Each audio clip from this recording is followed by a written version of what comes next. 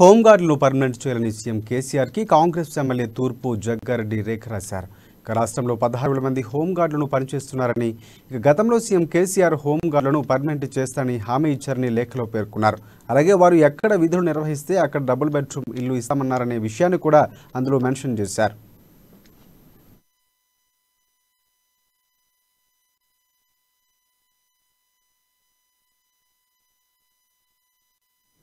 CM KCR చెప్పిన మాటలే గుర్తు చేస్తున్నారంటూ జగ్గారెడ్డి తెలిపారు. ఇటీవల జరిగిన అసెంబ్లీ సమావేశాల్లో కూడా ఈ అంశం ప్రస్తావనకి తీసుకువచ్చినట్లు తెలిపారు.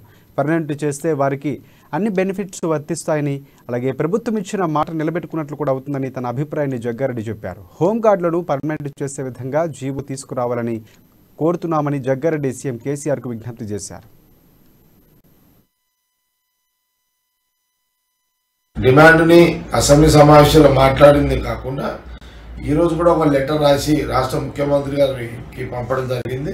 హోంగార్డ్స్ రెగ్యులర్గా వాళ్ళు ఈ డిమాండ్ని ముఖ్యమంత్రి గారు నోటీస్ తీసుకెళ్లే ప్రయత్నం చేయాలి అనేది ఒక డిమాండ్. అంటే సంగారెడ్డిలో హోంగార్డ్స్ ఉన్నారు, అట్లాగే జిల్లాలో ఉన్నారు, అట్లాగే రాష్ట్రంలో ఉన్న హోంగార్డ్స్ అంటే మొత్తంలో 16,000 మంది హోంగార్డ్స్ అనుకోండి.